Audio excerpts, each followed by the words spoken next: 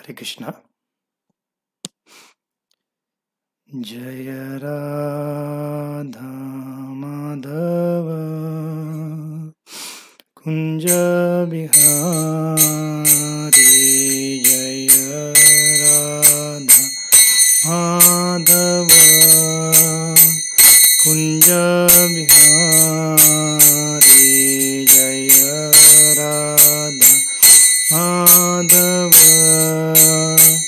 कुंज बिहारी, जय राधा माधव कुंज बिहारी, जय गोपी जन वल्लभ गिरिवरधारी, जय गोपी जन वल्लभ गिरिवरधारी, जय गोपी जन वल्लभ गिरिवरधारी, जय गोपी जन वल्लभ गिरिवरधारी, यशोदानंदन व्रजनरंजन, यशोदा नंदन व्रजनरंजन, यशोदानंदन व्रजनरंजन, यशोदानंदन व्रजनरंजन, यशोदानंदन व्रजनरंजन, नंदन व्रजनरंजन, यमुनातीरावनचारि,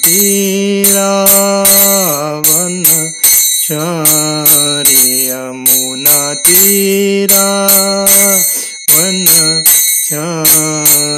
यमुनातीरावनचारि,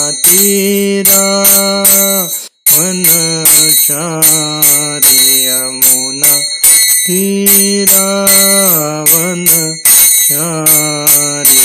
जय राधा माधव कुंज बिहारी, जय राधा माधव कुंज बिहारी, जय राधा माधव कुंज बिहारी, जय राधा माधव कुंज बिहारी।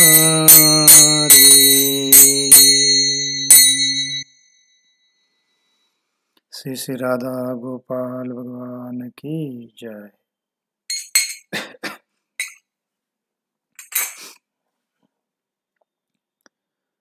ओम नमो भगवते वासुदेवाय, ओम नमो भगवते वासुदेवाय, ओम नमो भगवते वासुदेवाय, नमो विष्णुपादाय कृष्णपृष्ठाय भूतले श्रीमते भक्तिवेदांत स्वामिन् इति नामिने, नमस्ते सारस्वती देवे गौरवाणी प्रचारिणे, निर्विशेष शून्यवादी पाश्चात्य देशतारिणे, जय श्री कृष्ण चैतन्य प्रभु नित्यानंद, श्री अद्वैत गदाधर श्रीवासादि गौर भक्तवृंद, हरे कृष्णा कृष्णा कृष्णा हरे हरे, हरे राम राम राम हरे हरे।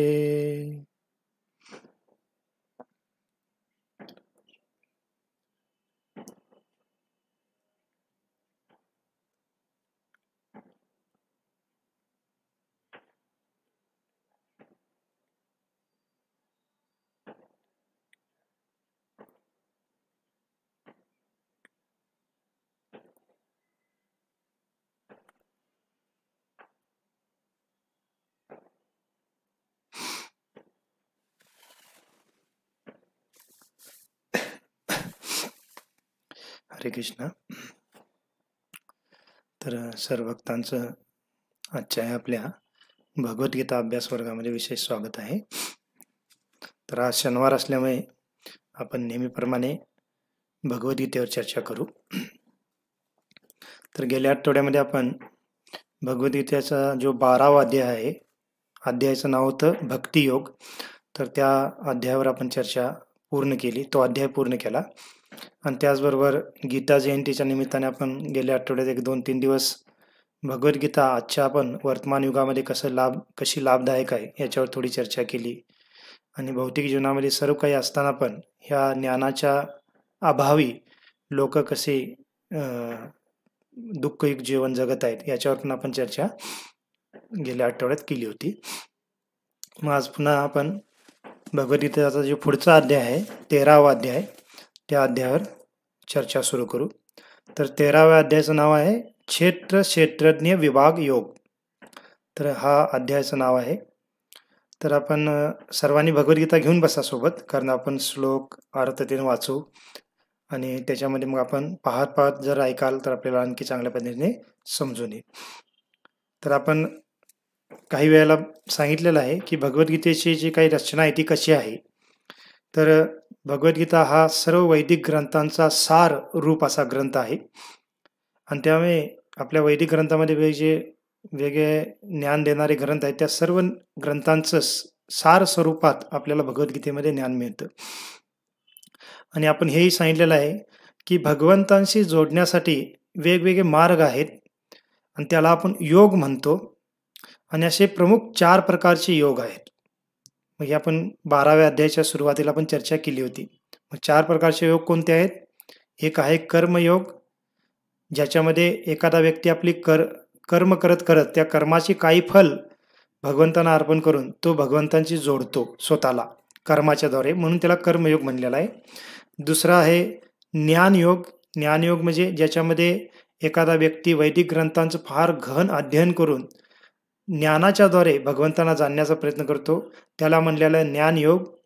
आणि तिसरा आहे ध्यानयोग, ज्याच्यामध्ये व्यक्ती ध्यान धारणा करून अष्टांग जे योग पद्धती आहे त्याचं पालन करून तो भगवंतांना आपल्या हृदयामध्ये परमात्माच्या रूपात पाहण्याचा प्रयत्न करतो, त्याला आपण ध्यानयोग म्हणतो. आणि चौथा आहे भक्तियोग. भक्तियोग म्हणजे आपण भगवान श्रीकृष्णांची किंवा भगवंतांची साकार रूपामध्ये प्रेममय सेवा करून भगवंतांशी जोडतो स्वतःला, तर त्याला भक्तियोग म्हणलेला आहे. ह्या 4ही कार्यांना योग शब्द वापरलेला आहे, कारण योग या शब्दाचा अर्थ जोडणं, भगवंतांशी स्वतःला जोडणं.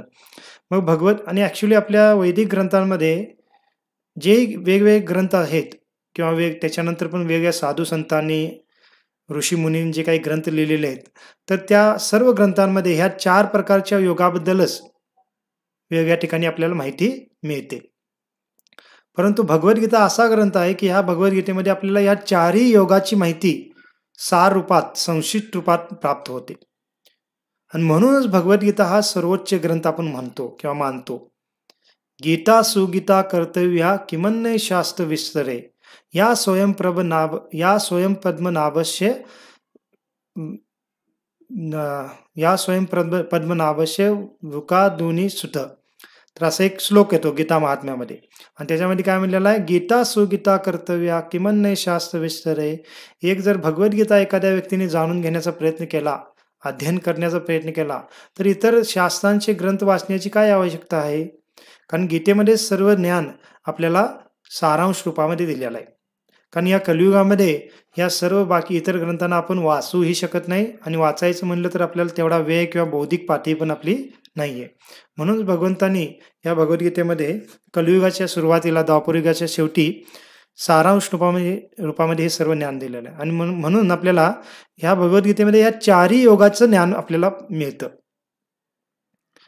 आणि ह्या 4ही योगाच्या ज्ञानामध्ये सर्वात श्रेष्ठ ज्ञान काय हे पण भगवंत तिथं सांगतात.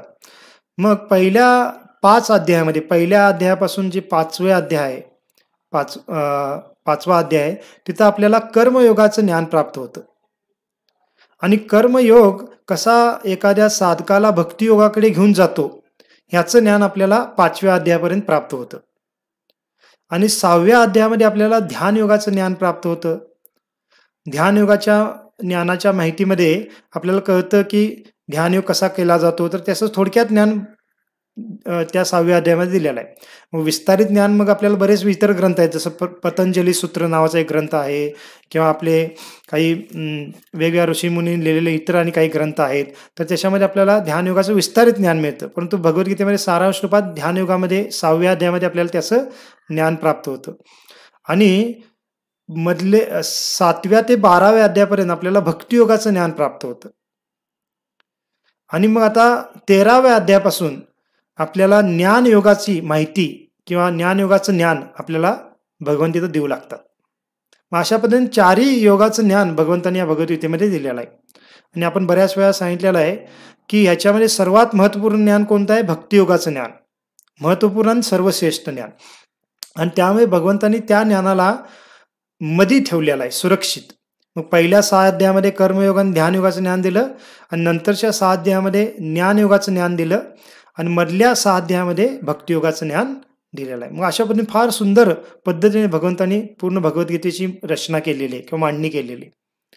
आणि प्रत्येक त्या योगाचं ज्ञान सांगत असताना शेवटी त्या कर्मयोगामध्ये पण किंवा ध्यानयोगामध्ये पण किंवा ज्ञानयोगामध्ये पण आपल्याला भक्तियोगापर्यंत पोहोचणं हे सर्वोच्च आपलं ध्येय असलं पाहिजे, हे पण कृष्ण त्या ज्ञानामध्ये सांगतात.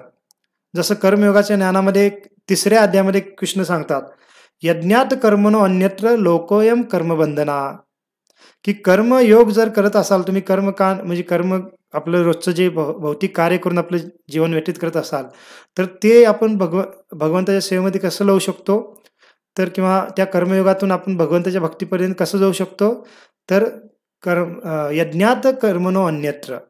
तर यज्ञात म्हणजे यज्ञ हे भगवान विष्णूचं नाव आहे. तर भगवान विष्णूंसाठी, भगवान श्रीकृष्णांच्या प्रित्यर्थ आपण ते कर्म करू, तर तोच कर्मयोग काय होतो? भक्तियोग बनून जातो. तर अशा पद्धतीने कर्मयोग भक्तियोगाकडे कसा घेऊन जातो याचं ज्ञान 5व्या अध्यायापर्यंत भगवंत देतात. आणि 6व्या अध्यायामध्ये जर आपण पाहिलं, ध्यानयोग जो अध्यायाचं नाव आहे, त्याच्यामध्ये भगवान श्रीकृष्ण सुरुवातीला ध्यानयोग म्हणजे काय थोडक्यात सांगतात. परंतु त्या ध्यानयोगाच्या शेवटच्या श्लोकामध्ये, 6व्या अध्यायाच्या शेवटच्या श्लोकामध्ये काय म्हणतात? योगी नामपि सर्वेशाम मदगतेन अंतरात्मना. मग ह्या योगांमध्ये ध्यानयोगाचे जे साधक असतात त्याच्यामध्ये सर्वात श्रेष्ठ योगी कोण आहे? जो अंतकरणामध्ये नेहमी माझं चिंतन करतो. म्हणजेच कोण झाला? तो भक्तियोगी झाला.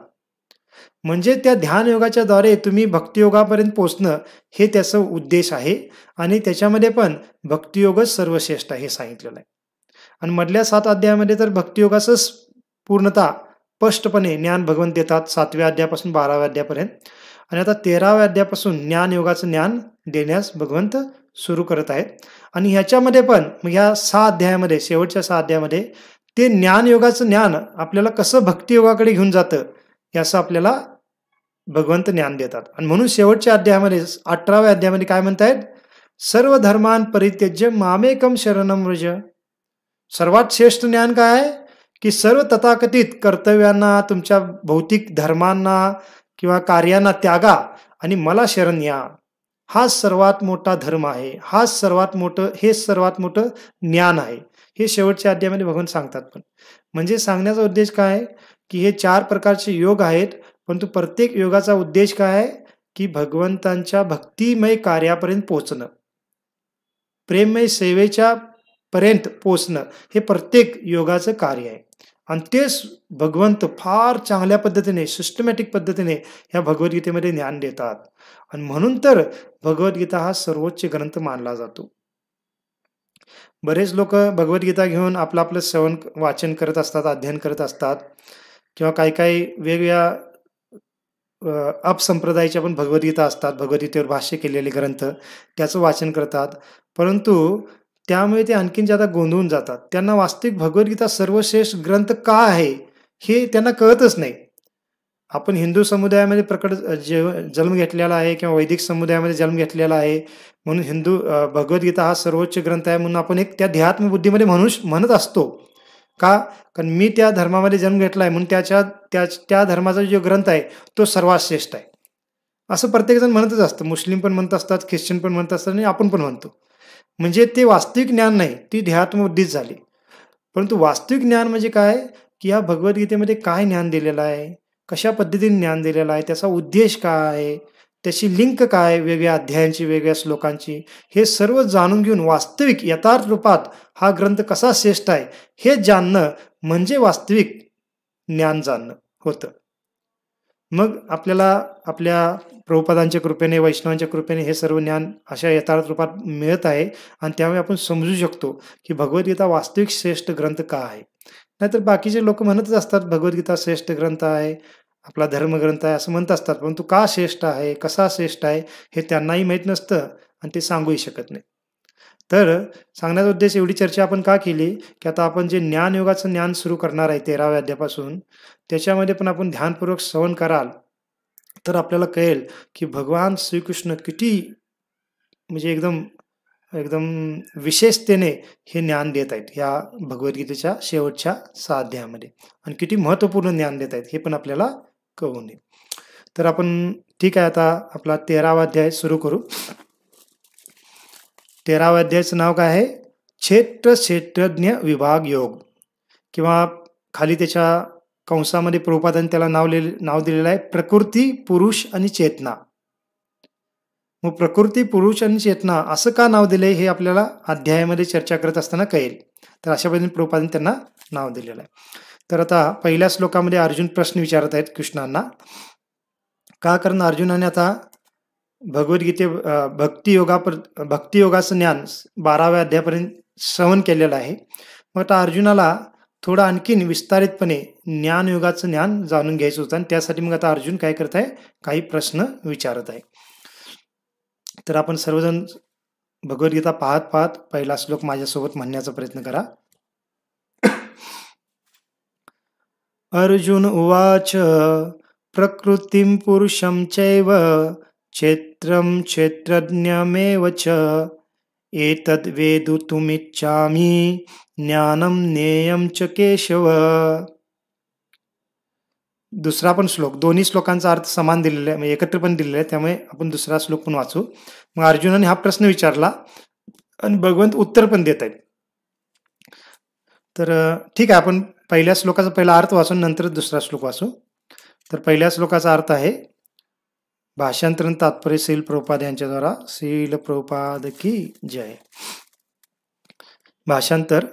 अर्जुन म्हणाला, हे कृष्ण, मला प्रकृती, पुरुष, क्षेत्र, क्षेत्रज्ञ आणि ज्ञान व ज्ञेय याबद्दल जाणून घ्यावयाची इच्छा आहे. तर आता अर्जुन या ठिकाणी 6 गोष्टीबद्दल ज्ञान जाणून घेण्याची इच्छा व्यक्त करत आहे. काय काय विचारलेलं आहे पहा त्यांनी. एक विचार आहे प्रकृती, की हे अर्जुना प्रकृती म्हणजे काय आहे ते मला सांगा. माफ करा, अर्जुन विचारत आहे कृष्णाला की हे कृष्णा, प्रकृती म्हणजे काय हे मला तुम्ही सांगा. त्यानंतर पुरुष म्हणजे काय आहे, त्याच्यानंतर क्षेत्र म्हणजे काय, क्षेत्रज्ञ म्हणजे काय, ज्ञान म्हणजे काय आणि ज्ञेय म्हणजे काय हे मला सांगा. आता हे शब्द नुसता शब्दाचा म्हणजे शब्द पाहिल्यानंतर किंवा ऐकल्यानंतर आपल्याला त्याचा अर्थ काय हे कळणार नाही. पुढे जेव्हा चर्चा करत राहू तर आपल्याला याचे अर्थ कळत जातील. तर आता एवढंच लक्षात ठेवा की अर्जुनाने ह्या 4 गोष्टींबद्दल कृष्णाला प्रश्न विचारलेले आहेत, त्याच्याबद्दल माहिती विचारलेली आहे. मग आता कृष्ण त्याचं ज्ञान देण्यास सुरुवात करतात. दुसरा श्लोक पाहू आपण सर्वांसोबत म्हणा. श्री भगवान उवाच इदं शरीरं कौन्तेय क्षेत्रम् पुन्हा म्हणूया. इदं शरीरं कौन्तेय क्षेत्रमिति अतिभिधीयते एतद्यो वेत्ति तं प्राहुः क्षेत्रज्ञ इति तद्विदः. भाषांतर. श्री भगवान म्हणाले, हे कौन्तेया, या शरीराला क्षेत्र म्हटले जाते आणि जो या शरीराला जाणतो त्याला क्षेत्रज्ञ म्हटले जाते. तर कृष्ण उत्तर देण्यास सुरुवात करत आहेत दुसऱ्या श्लोकामध्येच लगेच. आणि उत्तर काय देतात पहा. तर अर्जुनाने जे 6 गोष्टींबद्दल ज्ञान विचारलेलं आहे त्याच्यामध्ये ते 3ऱ्या आणि 4थ्या शब्दाचा अर्थ सांगत आहेत. पहिला शब्द त्यांनी प्रकृती शब्दाचा अर्थ विचारला आहे, त्यानंतर पुरुष म्हणजे काय हे विचारलेलं आहे, आणि क्षेत्र आणि क्षेत्रज्ञ हे 3रा आणि 4था शब्द आहे किंवा त्याच्याबद्दल ज्ञान विचारलंय. आता दुसऱ्या श्लोकामध्ये कृष्ण क्षेत्र म्हणजे काय आणि क्षेत्रज्ञ म्हणजे काय याचं ज्ञान सांगत आहेत. आणि आता तिसरा पण श्लोक वाचू, कारण याचं जे उत्तर देत आहेत भगवंत ते तिसऱ्या नंबरच्या श्लोकामध्ये पण थोडं उत्तर आहे, त्यामुळे आपण तिसरा श्लोक पण वाचून मग चर्चा करू. तिसरा श्लोक पण आपण सोबत एकत्र म्हणूया. क्षेत्रज्ञ चापि मां विद्धि सर्व क्षेत्रेषु भारत क्षेत्र क्षेत्रज्ञयोर्ज्ञानम तद यज्ञानम मतम मम. भाषांतर: हे भारत, मी सर्व शरीरांमधील सुद्धा क्षेत्रज्ञ असल्याचे तू जाण, आणि हे शरीर आणि त्याच्या क्षेत्रज्ञाला जाणणे म्हणजेच ज्ञान होय, हे माझे मत आहे. आता 2 श्लोकामध्ये कृष्णाने 3 शब्दांचे अर्थ दिलेले आहेत. कोणकोणत्या शब्दाचे पहा, की दुसऱ्या श्लोकामध्ये क्षेत्र म्हणजे काय सांगितलेलं आहे आणि क्षेत्रज्ञ म्हणजे काय सांगितलेलं आहे, आणि तिसऱ्या श्लोकामध्ये क्षेत्रज्ञाचा आणखीन एक अर्थ आहे तो पण सांगितलेला आहे, आणि त्याचं पुढचं म्हणजे ज्ञान म्हणजे काय हे सांगितलेलं आहे. मग अर्जुनाने जे काही 6 प्रश्न विचारलेले त्याच्यापैकी 3 प्रश्नांचे उत्तर ह्या 2 श्लोकामध्ये येतं. थोडक्यात येतात, पुढं पण त्याचे अर्थ विस्तारितपणे भगवंत सांगतात. जरा असं करूया आपण. ठीक आहे, मी शेवटी सांगतो. माफ करा, एक मुद्दा राहिला आपला सांगण्यात.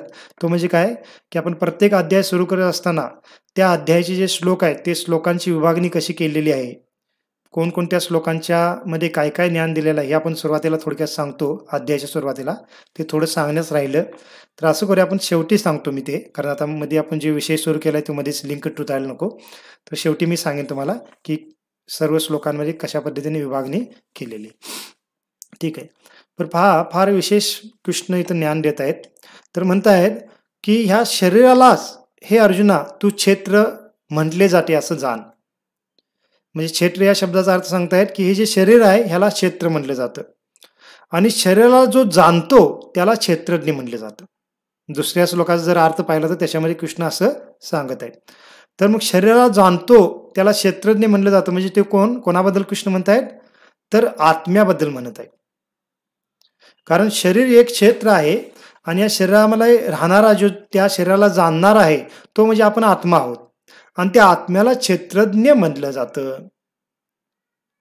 आणि मग तिसऱ्या श्लोकामध्ये कृष्ण आणि पुढे सांगतात की मी, म्हणजे कृष्ण म्हणतात स्वतःला, मी सर्व शरीरामध्ये सुद्धा क्षेत्रज्ञ असल्याचे तू जाण.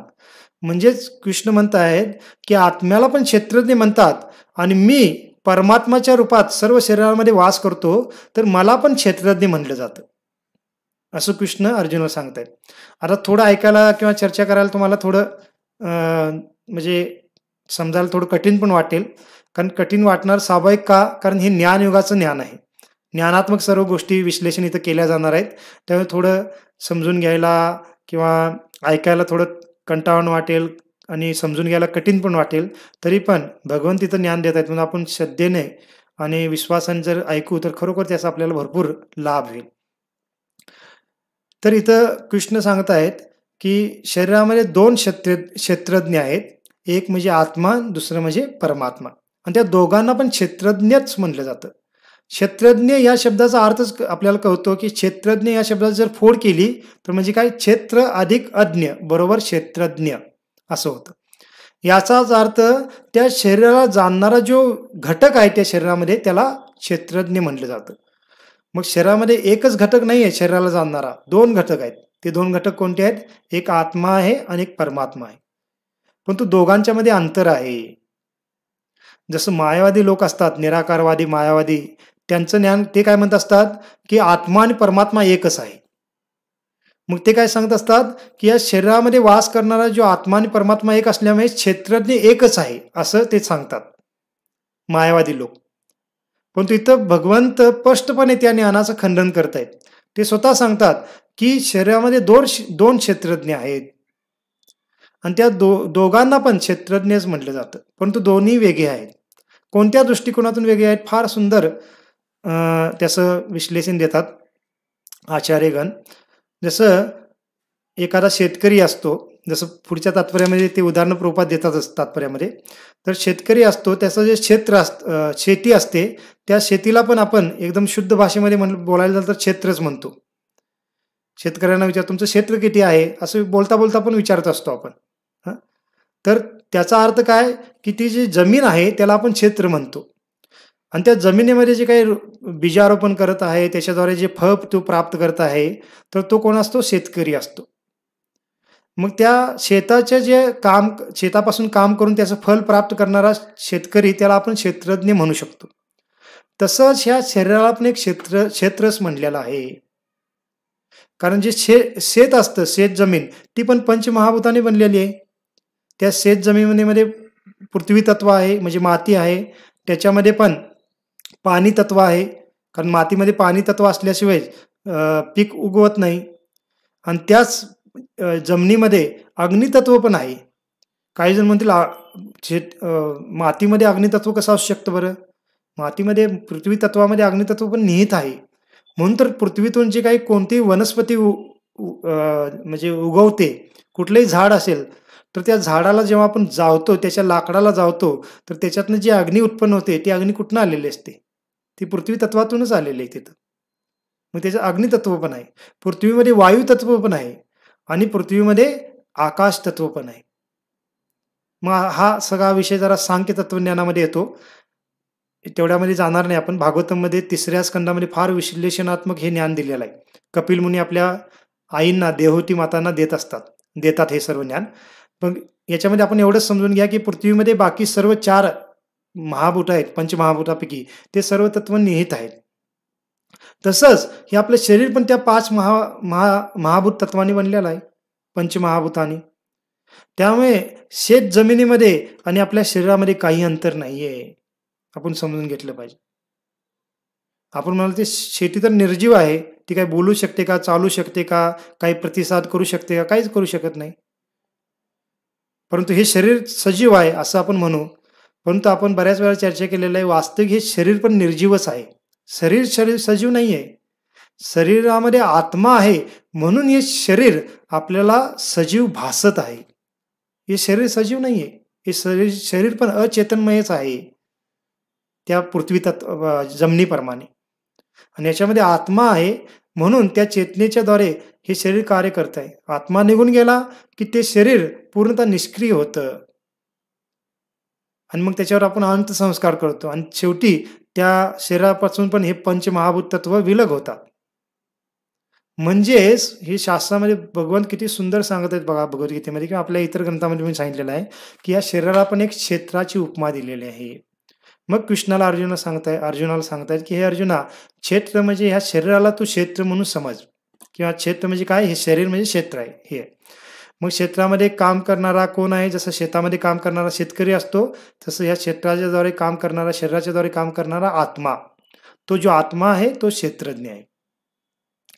परंतु हा जो आत्मा आहे हा सर्वोच्च क्षेत्रज्ञ नाहीये, हा दुय्यम क्षेत्रज्ञ आहे. सर्वोच्च क्षेत्रज्ञ कोण आहे? परमात्मा सर्वोच्च क्षेत्रज्ञ आहेत. मग त्याच्यासाठी पण उदाहरणं प्रभुपाद तिथे देतात की जसं शेती आहे, तर तो जो शेतकरी असतो, ज्याची ती मालकीची जमीन आहे, त्याच्या मालकीची जमीन आहे. परंतु जो राजा असतो त्या भागातला, तर त्या भागातल्या राजाची पूर्णता त्याच्यावर मालकी असते. म्हणून पाहतो आता भारत सरकार आहे, तर तसं पाहायला गेलं तर आपली जमीन आहे, आपली शेती आहे, तर ती आपल्या नावावर आहे. परंतु एकदम इमर्जन्सी काही सिच्युएशन आली देशामध्ये आणि त्या सिच्युएशनमध्ये आपल्याला विशेष काही कार्यासाठी जमीन हवी असेल, तर सरकार जबरदस्तीने आपल्याकडून जमीन हिरावून घेऊ शकतं. का? कारण वास्तविक सर्वोच्च अधिकार सरकारचा आहे. किंवा पूर्व युगामध्ये राजा लोक असायचे राजव्यवस्थेमध्ये, तर राजाचा अधिकार असत होता.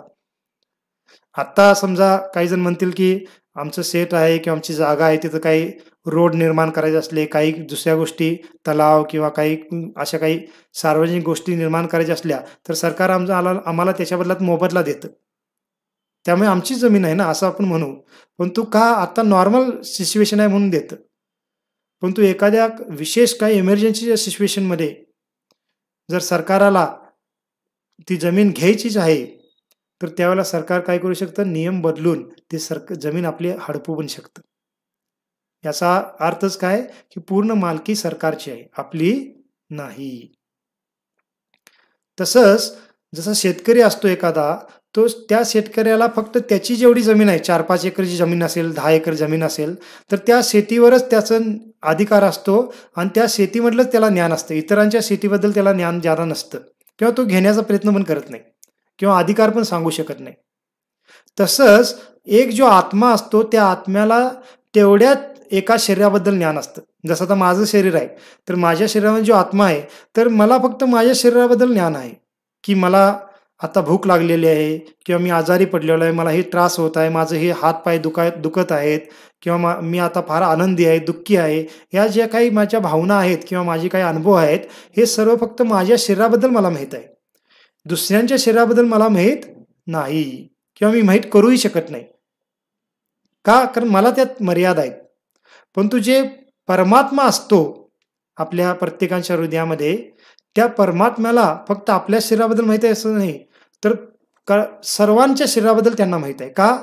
कारण प्रत्येकाच्या हृदयामध्ये भगवंत परमात्म्याच्या रूपात वास करत आहे.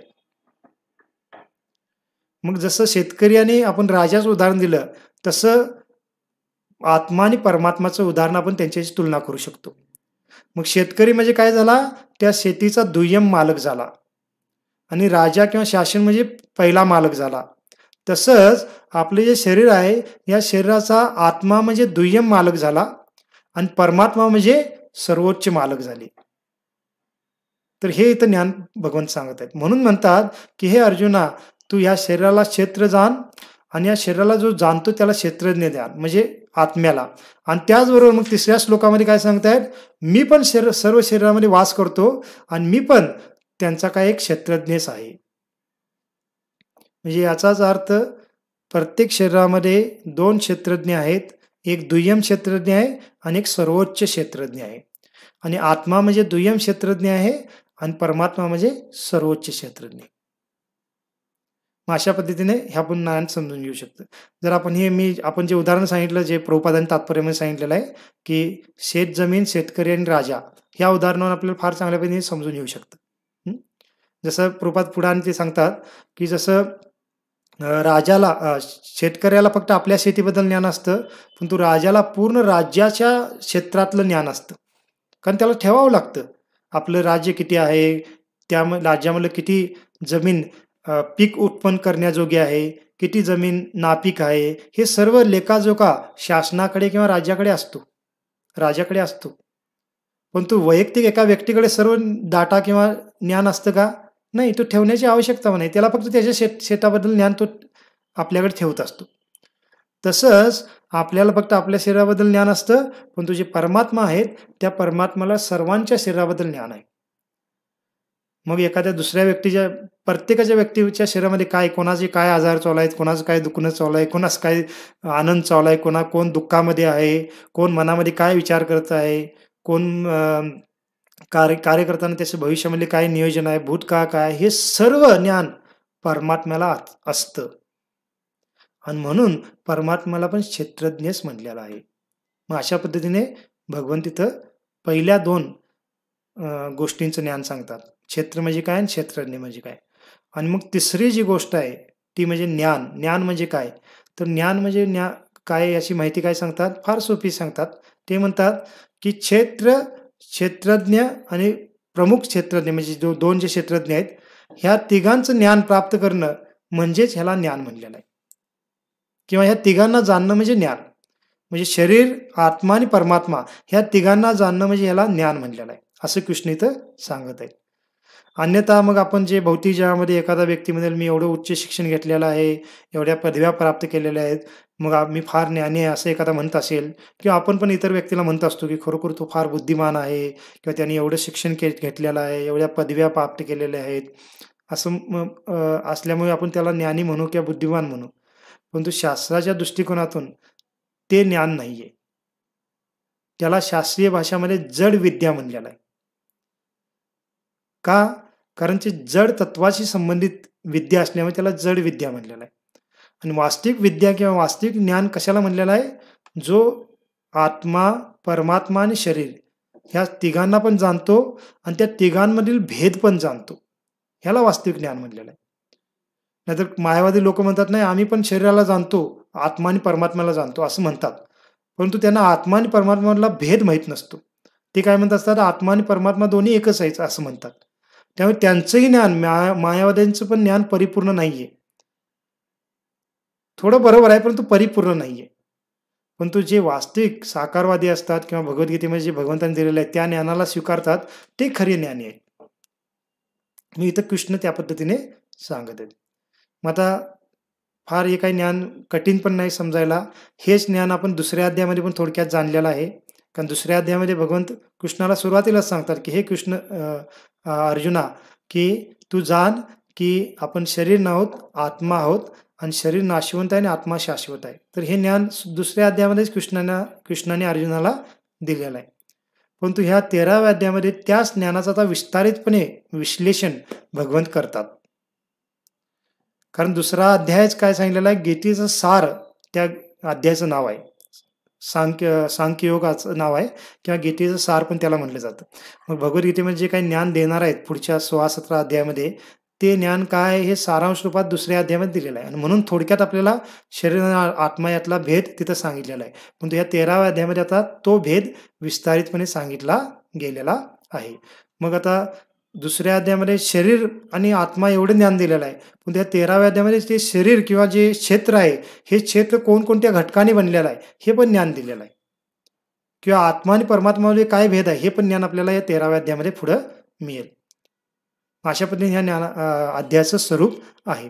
आणखीन एक प्रभुपाद तात्पर्यामध्ये फार सुंदर इथं उदाहरण देतात की कशा पद्धतीने आपण शरीर आणि आत्मा आणि परमात्मा यामधील भेद जाणू शकतो. म्हणजे तर्क करून किंवा लॉजिकली. कारण आपण त्याला काही पुरावा तर देऊ शकत नाही. कारण आपल्या भौतिक इंद्रियाने ती पुरावा आपण जाणू पण शकणार नाही. परंतु काही तर्कबुद्धीने आपण ह्या गोष्टी जाणू शकतो. तर प्रभुपाद सांगतात तात्पर्यामध्ये जसं आपण कोणतीही गोष्ट आपल्याकडे असेल आपण वापरत असतो तर त्याला काय म्हणतो. जसं हे माझं घर आहे असं म्हणतो किंवा ही माझी गाडी आहे, हे माझे कपडे आहेत असं म्हणतो किंवा हा माझा ग्रंथ आहे. मग जेव्हा पण कोणतीही वस्तू ही माझी वस्तू आहे असं जेव्हा आपण म्हणतो याचाच अर्थ आपण त्या वस्तूपासून वेगळे आहोत. म्हणून तर आपण ती वस्तू माझी आहे असं म्हणतो. आपण असं म्हणतो का हे घर मी आहे, ही गाडी मी आहे,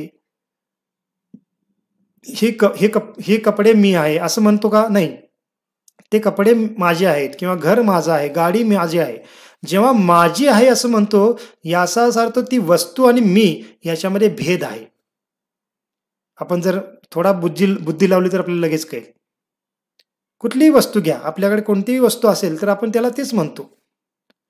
मग तेच लॉजिक जर आपण शरीरावर जर लागू केलं तर शरीराच्या बाबतीत पण आपण बोलताना असंच बोलतो. काय बोलतो? हे माझं डोकं आहे, हा माझा हात आहे, हा माझा पाय आहे असं म्हणतो किंवा हे माझं शरीर आहे असं म्हणतो. आपण असं म्हणत नाही मी आहे असं म्हणत नाही. हे माझं शरीर आहे. किंवा आपल्या शरीरामध्ये काही आजार असेल, समजा आपलं शरीर फार दुखत आहे काही कारणाने, तर आपण असं काय म्हणतो की माझं शरीर फार दुखत आहे, फार पेन करत आहे असं म्हणतो. आपण असं नाही म्हणत की मी फार दुखत आहे किंवा माझं डोकं दुखत आहे, माझे हात दुखत आहेत असं शब्द वापरतो. आपण डोक्याला हात लावून असं म्हणतो मी दुखत आहे किंवा हाताला हात लावून मी दुखत आहे असं म्हणत नाही. मग जसं आपण वस्तूंताशी लॉजिक लावलं तसंच जर आपण शरीराला लॉजिक लावलं तर स्पष्टपणे आपण समजू शकतो की आपण शरीरापासून वेगळे आहोत. का? कारण हे माझं शरीर आहे असं म्हणतं आहे याचाच अर्थ आपण शरीरापासून वेगळे आहोत. जसं हे माझं घर आहे याचा अर्थ मी घरापासून वेगळा आहे, तसंच हे माझं शरीर आहे याचाच अर्थ मी माझ्या शरीरापासून वेगळा आहे. सिंपल लॉजिक आहे. त्याच्यामध्ये काही जादा म्हणजे आपल्याला डोक्याला ताण देण्याची पण आवश्यकता पडत नाही. परंतु शेवटी कसं असतं, जसं आपल्या मराठीमध्ये म्हण असते, झोपलेल्याला उठवू शकतो परंतु जे झोपलेले जे सॉंग करतायत त्यांना उठवू शकत नाही. म्हणजे बरेच लोक असतात भौतिकवादी लोक, ते म्हणतात आत्म्याचं अस्तित्व आहे तुम्ही म्हणता किंवा शरीरापासून आपण वेगळे आहोत असं म्हणता, पण तुम्ही मला दाखवू शकता का? तुम्ही दाखवू शकत नाही तर आम्ही त्याला मान्य करत नाही, असं म्हणतील. पण तू लॉजिकली जर त्यांना सांगायला गेलं तर एखादा बुद्धिमान, थोडाही बुद्धिमान व्यक्ती असेल तर लगेच हा एक गोष्ट समजून घेऊ शकतो. पण तो एखाद्याला जर आत्म्याचं अस्तित्व काही केल्या मान्यच करायचं नसेल, तर त्याला काही करून कितीही समजावून सांगा, तो समजून घेणार नाही. जसं झोपलेलं सॉन्ग करायलाय, त्याला कितीही उठवण्याचा प्रयत्न केला तर तो उठणारच नाही. कारण तो सॉन्गच करायला ना मुळामध्ये. तो तो झोपलेलाच नाही. सॉन्ग करत असल्यामुळे तो उठणारच नाही. एखादा वास्तविक झोपला असेल तर तो उठेल पण लगेच. तसंच एखाद्याला समजूनच घ्यायचं नसेल तर तो समजून घेणारच नाही. मग त्याला कृष्ण पण समोर येऊन सांगतील किंवा आत्मा आणि शरीर कसं वेगळं आहे हे आत्म्यापासून शरीराला वेगळं करून पण दाखवलं तरी पण ते मान्य करणार नाही. परंतु इथं सिंपल लॉजिक आहे. म्हणून प्रभुपाद बऱ्याच वेळेला काय करायचे, की विदेशामध्ये वेगळ्या ठिकाणी जेव्हा लेक्चर द्यायला ते जायचे, बऱ्याच वेळेला ते काही कॉलेजांमध्ये पण त्यांना इन्व्हाईट केलं जायचं, युनिव्हर्सिटीजमध्ये प्रभुपादांना. मग त्या त्या ठिकाणी ते हाच मुद्दा किंवा हेच लॉजिक सांगायचे. का? कारण त्याला प्रत्यक्ष डोळ्याने पाहू शकू असं काही पुरावा आपण दाखवू शकत नाही. मग प्रभुपाद काय करायचे, एखाद्या विद्यार्थ्याला उठवायचे आणि त्याला म्हणायचे तुझा हात वर कर म्हणायचे आणि त्याने हात वर केला की त्याला म्हणायचे की तू हाताबद्दल काय बोलतोस, की हा हात मी आहे असं तू म्हणतोस, की हा हात माझा आहे असं तू म्हणतोस?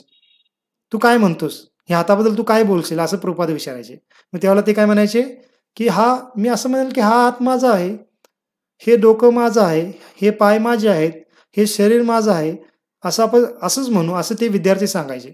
मग त्याच्यावरनं प्रभुपाद हे तर्क देऊन असं सांगायचे, की जसं आपण वस्तूबद्दल बोलतो, म्हणजे त्या वस्तूपासून वेगळे आहोत, तसं शरीरामध्ये पण आपण तसंच बोलतो. याचा असा अर्थ आपण शरीरापासून वेगळे आहोत. हे आपण समजून घेतलं पाहिजे. आणि ते जे समजून घेतो, तो वास्तविक ज्ञानी व्यक्ती आहे. अन्यथा भौतिक शिक्षणामध्ये त्यांनी किती पण ज्ञान घेतलं असेल, मोठमोठ्या पदव्या घेतल्या असतील, डॉक्टरकी केली असेल, पी-एच-डी करून.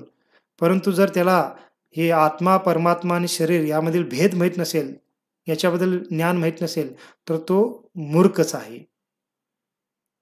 हे आपण समजून घेतलं पाहिजे. आणि त्याला जड विद्या आपण म्हणतो. जड विद्या म्हणजे काय? की त्या ज्ञानाच्याद्वारे त्याला शरीरासाठी लाभ होईल, आत्म्यासाठी लाभ होणार नाही.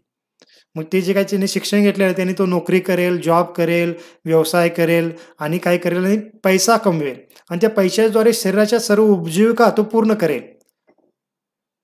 म्हणजे जड जे शरीर आहे, त्या शरीरासाठी लागणाऱ्या गोष्टी तो त्या ज्ञानाच्याद्वारे प्राप्त करून घेईल.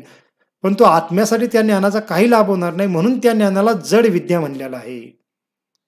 पण तो आपण तर जड शरीर नाही, आपण आत्मा आहोत. आणि आत्म्याच्या लाभासाठी जे ज्ञान आहे, त्याला वास्तविक ज्ञान म्हणलेलं आहे. त्याला वास्तविक विद्या म्हणलेलं आहे. आणि ते ज्ञान म्हणजे काय? की सर्वात त्या ज्ञानाची प्राथमिकता किंवा पहिली पायरी म्हणजे काय?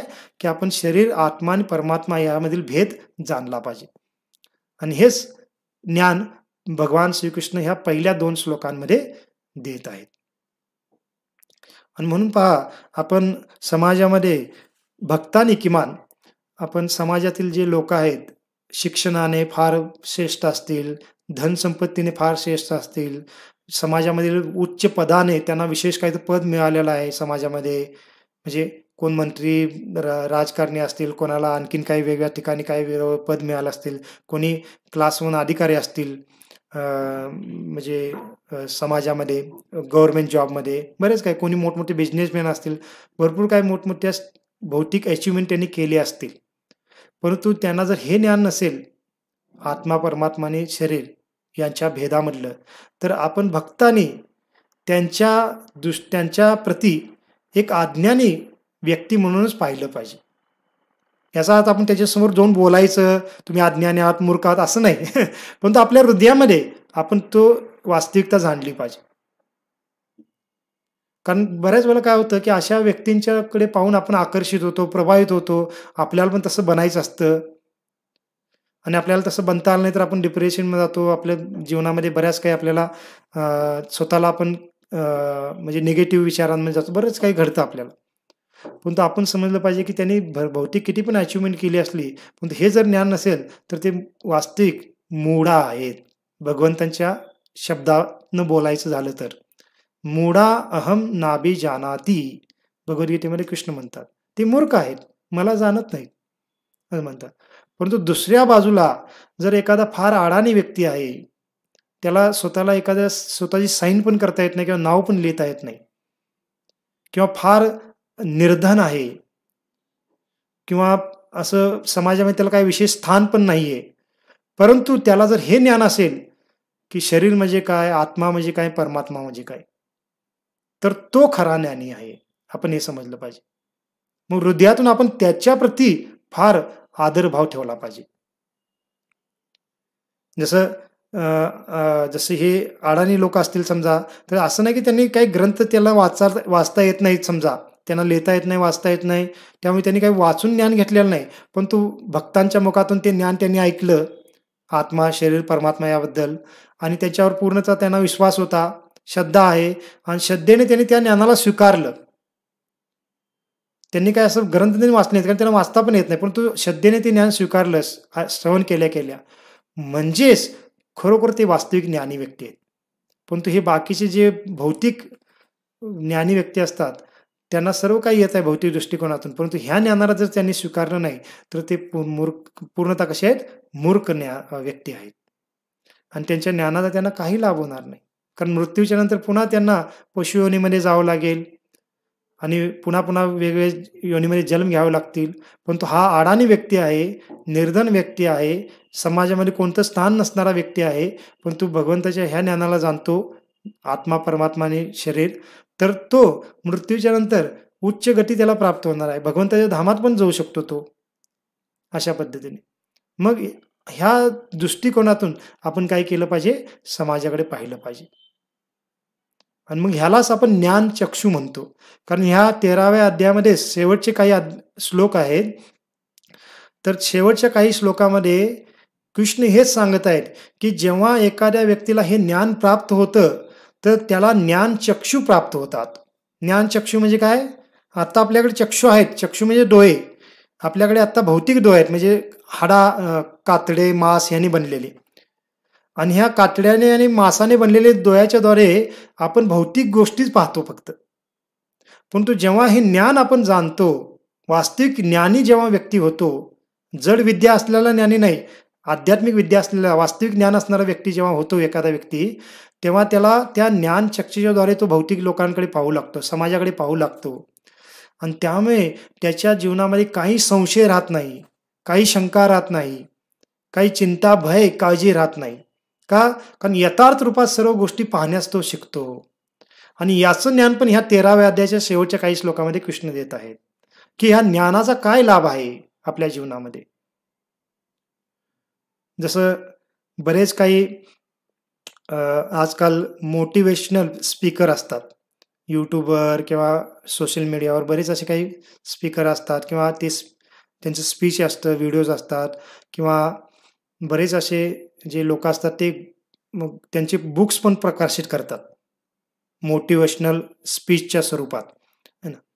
आणि मग अशा पद्धतीने जेव्हा स्पीच ते देतात किंवा हे करतात, त्याच्यामध्ये तेच सांगतात की आपण पॉझिटिव्ह विचार केला पाहिजे, आपल्या जीवनामध्ये सुख आलं, दुःख आलं तर आपण समान भावनेमध्ये राहिलं पाहिजे किंवा आपण बऱ्याच काही असे ते गोष्टी बोलतात. परंतु ते कसं केलं पाहिजे हे ते सांगू शकत नाहीत. म्हणजे केलं पाहिजे हे सांगतात, परंतु ते करण्यासाठी नुसतं केलं पाहिजे असं म्हणून आपण ते तसं आचरण करूच शकणार नाही. आणि म्हणून बरेच वेळेला असे मोटिवेशनल स्पीकर असतात, ते पण स्वतः डिप्रेशनमध्ये जातात. का? कारण त्यांना तसं केलं पाहिजे, तसं वागलं पाहिजे एवढं माहीत आहे, पण तसं वागण्यासाठी, तसं करण्यासाठी वास्तविक आपल्याकडे आणखीन काय असलं पाहिजे हे त्यांना माहीत नसतं. म्हणून आपण गेल्या आठवड्याचे एक उदाहरण तेच दिलं होतं, की जे शीतल आमटे नावाच्या ज्या माताजी होत्या, किती उच्च शिक्षित, फार विद्वान अशा त्या व्यक्ती, आणि त्या दुसऱ्या एका त्या हिरोईनचं पण मी नाव सांगितलं होतं. त्या हिरोईनला त्या मोटिवेट करत होत्या त्यांच्या जीवनामध्ये डिप्रेशन आहे म्हणून. परंतु शेवटी ह्याच डिप्रेशनमध्ये जाऊन ह्यांनीच आत्महत्या केली. तर अशी स्थिती भौतिक लोकांची असते. परंतु भगवद्गीतेचं ज्ञान असं आहे, की ह्या ज्ञानाला जाणल्यानंतर त्या ज्ञानचक्षुला तो प्राप्त करतो आणि त्या ज्ञानाच्याद्वारे मग आपण पॉझिटिव्ह थिंकिंग कशी केली पाहिजे, सुखदुःखामध्ये समान कसं राहिलं पाहिजे किंवा प्रतिकूल परिस्थितीला कसं सामोरं गेलं पाहिजे, हे सर्व कसं केलं पाहिजे हे पण ज्ञान त्याला भगवद्गीतेद्वारे मिळतं. फक्त केलंच पाहिजे एवढं ज्ञान मिळत नाही, तर कसं केलं पाहिजे हे पण त्याला ज्ञान मिळतं. आणि म्हणून वास्तविक जसं एक भक्त म्हणतात आपले, आपल्या भक्तांमधले एक मोटिवेशनल स्पीकर, फार प्रसिद्ध मोटिवेशनल स्पीकर आहेत. त्यांचं नाव आहे डॉक्टर विवेक बिंद्रा. बरेच भक्त आपले ऐकत पण असतील त्यांचे स्पीच. तर ते आपल्या इस्कॉनचे भक्त आहेत, दीक्षित भक्त आहेत. त्यांचं नाव वेणू असं काहीतरी नाव आहे त्यांचं, दीक्षित नाव. परंतु ते त्यांच्या त्या स्पीचमध्ये आपलं कर्मी नाव लावतात, कारण बाकीच्या लोकांना ते जरा चुकीचं वाटून यासाठी. परंतु ते दीक्षित भक्त आहेत. आणि ते जेव्हा मोटिवेशनल स्पीच देतात, तर त्याच्यामध्ये ते भगवद्गीतेचा उल्लेख करतात आणि ते म्हणतात की सर्वात मोठे मोटिवेशनल स्पीकर कोण आहेत? तर ते म्हणतात की सर्वात पहिले आणि सर्वात श्रेष्ठ मोटिवेशनल स्पीकर कोण आहेत? भगवान श्रीकृष्ण आहेत, सर्वोच्च मोटिवेशनल स्पीकर. का? कारण त्यांनी डिप्रेशनमध्ये गेलेल्या अर्जुनाला प्रोत्साहित केलं, मोटिवेट केलं. आणि ते मोटिवेशन त्यांनी काय आजकालच्या मोटिवेशनल स्पीकरप्रमाणे असं वरवरच बोलणं सांगून दिलं नाही, तर पूर्ण ज्ञानाच्या आधारे मोटिवेट केलं. तर हे भगवद्गीतेची विशेषता आहे. आणि म्हणून सर्वात पहिला जर आपल्या जीवनामध्ये आपण फार ज्ञानाच्या आधारे जीवन जगायचं असेल, स्थितप्रज्ञ संतुलित जीवन जगायचं असेल, समभावनेमध्ये जीवन जगायचं असेल, तर आपल्याला ह्या भगवद्गीतेतले जे काही हे शेवटचे 6 अध्याय, 13व्या अध्यायापासून 18व्या अध्यायामधील ह्या ज्ञानाला आपण समजून घेतलं पाहिजे. आणि मग आपण त्या पद्धतीने जीवन पण जगू शकतो. तर अशा पद्धतीने तर कृष्ण सांगत आहेत. आणखीन एक मिनिट.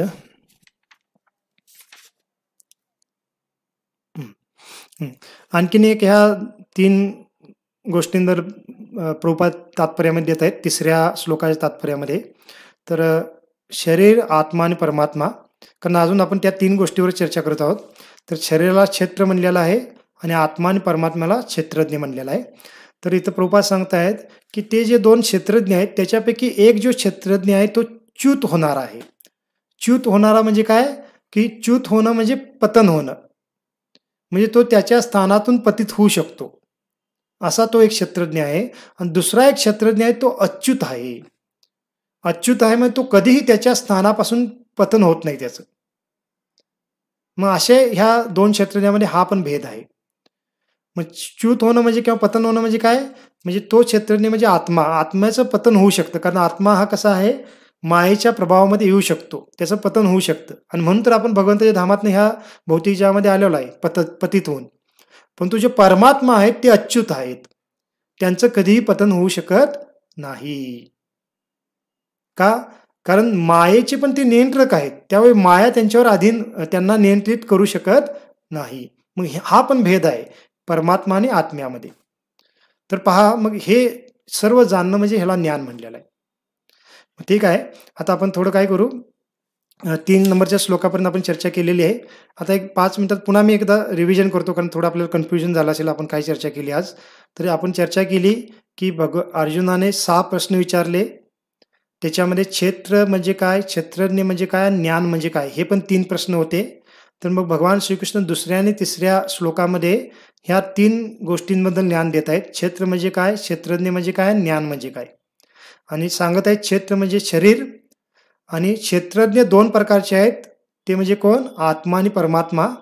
आत्म्याला आपण दुय्यम क्षेत्रज्ञ म्हणतो किंवा मालक म्हणतो, आणि परमात्म्याला प्रथम किंवा सर्वोच्च मालक किंवा सर्वोच्च क्षेत्रज्ञ म्हणतो. तर हे 3 आपण ज्ञान घेतले. आणि त्याच्यामध्ये पण आत्मा आणि परमात्मा म्हणजे 2 क्षेत्रज्ञ, त्याच्यामध्ये अंतर काय आहे की आत्म्याला फक्त त्याच्या क्षेत्राबद्दल ज्ञान असतं, त्याच्या शरीराबद्दल ज्ञान असतं, परंतु परमात्म्याला सर्वांच्या शरीराबद्दल ज्ञान असतं. मग ते एखादी मुंगीचं असेल त्याला त्याचं पण ज्ञान आहे परमात्म्याला, कारण त्या मुंगीच्या शरीरामध्ये पण परमात्मा आहे. आणखीन क्षेत्रज्ञ आणि 2 क्षेत्रज्ञामध्ये काय अंतर आहे की एक क्षेत्रज्ञ च्युत आहे आणि दुसरा क्षेत्रज्ञ अच्युत आहे. तर हे सर्व भेद आहेत यामध्ये. आणि मग पुढं अर्जुनाला कृष्ण सांगत आहेत की ह्या सर्व 3 गोष्टीमधल्या भेदांना जो जाणतो, या 3 गोष्टींना यथार्थ रूपाला जो जाणतो त्याला ज्ञानी म्हणलेला आहे किंवा त्याला ज्ञान म्हणलेलं आहे. मग अशा पद्धतीने 3 गोष्टीबद्दल भगवंत इथं ज्ञान देतात. ठीक आहे, मग आपण काय करूया, आता वेळ आपला होत आलाय, जरा माझी पण सेवा आहे. 1-2 मिनिटात आपण काय करू की 13व्या अध्यायाचे जे श्लोक आहेत सर्व, त्या श्लोकामध्ये काही विभागणी दिलेली आहे ते मी शेवटी सांगतो आणि त्यानंतर आपण थांबूया. तर आज आपण 3 नंबरच्या श्लोकावर चर्चा केलेली आहे. आता आज आपण श्लोकांचे तात्पर्य वाचले नाही आहेत, कारण श्लोकांच्या तात्पर्यावर चर्चा केलेली आहे. वाचून आपण चर्चा करायला वेळ लागेल कारण तात्पर्य जरा मोठी होती. त्यामुळे आपण काय करा की नंतर पुन्हा ह्या 3 श्लोकांची तात्पर्य तुम्ही वाचा आणि आपण जी काही चर्चा केली आहे ती थोडी चिंतन मनन करा. म्हणजे आपण आणखी चांगलं त्या गोष्टी आपल्याला समजून येतील. ठीक आहे. तर ह्या 13व्या अध्यायामध्ये एकूण 35 श्लोक आहेत आणि त्या 35 श्लोकामध्ये पहा 1 ते 7 नंबरच्या श्लोकांमध्ये कृष्ण क्षेत्र आणि क्षेत्रज्ञ यांचं ज्ञान देत आहेत. म्हणजे अर्जुनाने जे काही प्रश्न विचारले त्याच्यामधले क्षेत्र आणि क्षेत्रज्ञ याच्याबद्दल ज्ञान देत आहेत.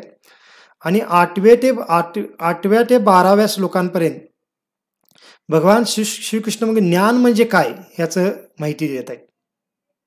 म्हणजे ज्ञानाच्या अंतर्गत आणखी काय काय गोष्टी येतात याची ज्ञान 8 ते 12 ह्या 5 श्लोकांमध्ये अर्जुनाला कृष्ण देतात. आणि हे 8 ते 12 5 श्लोक आहेत हे फार महत्त्वपूर्ण आहेत. आपण चर्चा करू पुढं. फार त्याच्यावरनं कळेल की वास्तविक की या भौतिक जगामध्ये आपण ज्ञान म्हणजे कशाला समजलं पाहिजे हे त्या ठिकाणी आपल्याला कळेल. नाहीतर अज्ञानामध्ये आपण चुकीच्या गोष्टीलाच ज्ञान म्हणून समजून घेतलेलं आहे. तर ह्या 5 श्लोकांमध्ये 8 ते 12 नंबरच्या 5 श्लोकामध्ये वास्तविक ज्ञान म्हणजे काय हे आपल्याला कळेल. त्याच्यानंतर 13 नंबरच्या श्लोकांपासून 19 नंबरच्या श्लोकांमध्ये कृष्ण नेय म्हणजे काय सांगत आहेत. नेय म्हणजे काय, कारण हा पण प्रश्न अर्जुनाने सुरुवातीला विचारला. नेय म्हणजे जे ज्ञान आहे त्या ज्ञानाच्या द्वारे आपल्याला काय जाणून घ्यायचं आहे त्याला नेय म्हणलेलं आहे. तर त्याबद्दल 13 ते 19 नंबरच्या श्लोकांमध्ये कृष्णाने सांगितलेलं आहे. जसं सिंपल उदाहरण द्यायचं झालं तर जसं मी डॉक्टरकीला ॲडमिशन घेतलं, समजा MBBSला मी ॲडमिशन मला मिळालं, तर MBBSचं ते ज्ञान झालं. परंतु त्या ज्ञानाद्वारे मी काय जाणून घेतो, तर ज्ञानाच्याद्वारे ह्या शरीरासंबंधी जाणून घेतो की शरीर कसं आहे, शरीरामध्ये आजार झाले तर मी कसे बरे करणार, कशी सर्जरी करायची, कसे वेगवेगळे औषधे कार्य करतील, हे सर्व मी त्या MBBSच्या ज्ञानामध्ये जाणणार. मग त्याच्यामध्ये एक ज्ञान झालं. आणि नेय म्हणजे काय, त्याच्याद्वारे मी काय जाणणार किंवा काय करणार ह्याला नेय म्हणलेलं आहे. मग अशा पद्धतीने 13 ते 19 श्लोकांमध्ये ज्ञानाच्या आधारे आपण काय जाणायचं आहे हे ज्ञान कृष्ण अर्जुनाला देत आहेत. त्याच्यानंतर 20 ते 26 नंबर श्लोक आहेत. एकूण हे 7 श्लोक आहेत. 20च्या श्लोकापासून 26 नंबरच्या श्लोकांपर्यंत त्याच्यामध्ये प्रकृती आणि पुरुष म्हणजे काय याचं ज्ञान देत आहेत. कारण अर्जुनाने हे पण प्रश्न विचारले आहेत, प्रकृती म्हणजे काय आणि पुरुष म्हणजे काय. एकूण 6 प्रश्नामध्ये हे 2 प्रश्न पण आहेत. तर प्रकृती म्हणजे काय आणि पुरुष म्हणजे काय याचं ज्ञान 20 ते 26 नंबरच्या श्लोकांपर्यंत श्लोकामध्ये कृष्ण अर्जुनाला देतात.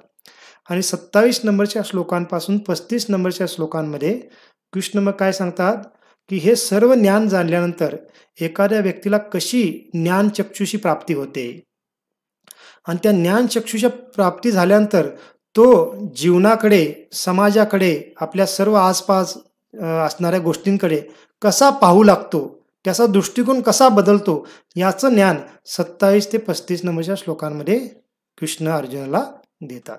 तर अशा पद्धतीने हा 13व्या अध्यायाची विभागणी आहे किंवा सारांश आहे आणि त्या पद्धतीने आपण चर्चा येणाऱ्या काही आठवड्यामध्ये करत राहू. ठीक आहे.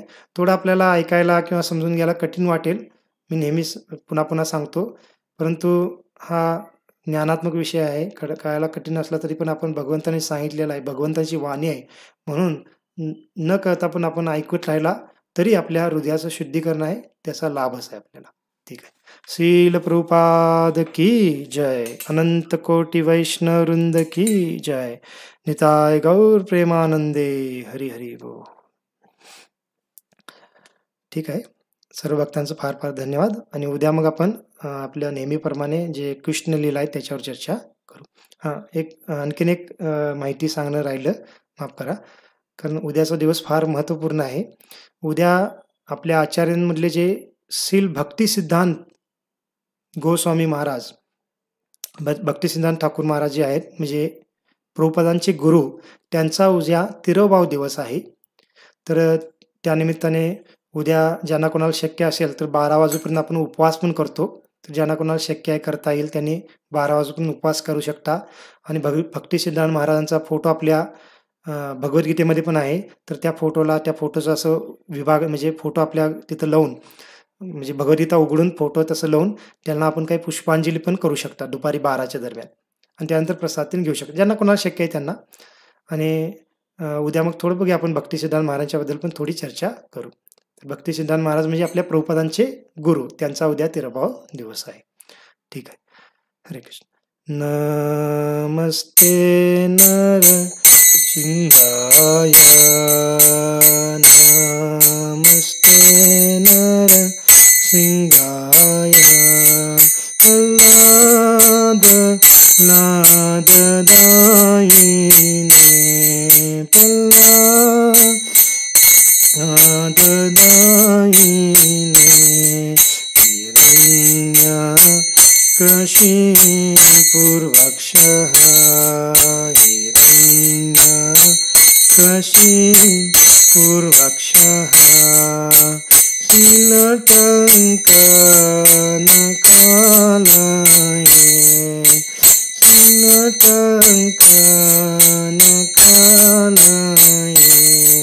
हितो न सिंहापर तो न सिंहा, हितो न सिंहा तो न सिंहा, यतो यतो यामित तो न सिंहा, यतो यतो यामित तो न सिंहा, येन सिंहारुद येन सिंहा, येन सिंहारुद येन सिंहा, नर सिंहमदिं शरणं प्रपदे, नर सिंहमदिं शरणं प्रपदे, तव करकमलवरे नाकाम् अद्भुत सिंहा, दलित हिरण्यकशिपु अनुभृङ्गा, केशवदूता हरिरूपा, जय जगदीश हरे, जय जगदीश हरे, जय जगदीश हरे, तव करकमलवरे नाकाम् अद्भुत सिंहा, दलित हिरण्यकशिपु अनुभृङ्गा, केशवदूता नरहरिरूपा, जय जगदीश हरे, जय जगदीश हरे, जय जगदीश हरे, जय केशवदूता नरहरिरूपा, जगदीश हरे, जय जगदीश हरे, जय जगदीश हरे, जय विघ्न विनाशक नृसिंहदेव, विघ्न विनाशक नृसिंहदेव, जय प्रह्लाद महाराज, प्रह्लाद महाराज, प्रह्लाद महाराज, जय प्रह्लाद महाराज, प्रभुपाद प्रभुपाद प्रभुपाद प्रभुपाद, जय जय प्रभुपाद प्रभुपाद प्रभुपाद प्रभुपाद, नित्य गौर हरि बोल हरि बोल हरि बोल हरि बोल, नित्य गौर हरि बोल हरि बोल हरि बोल हरि बोल। भक्ति विघ्न विनाशक भक्तवत्सल श्री नरसिंह भगवान की जय, भक्तराज श्री प्रह्लाद महाराज की जय, श्रील प्रभुपाद की जय, निताय गौर प्रेमानंदे, हरि हरि बोल। हरे कृष्ण।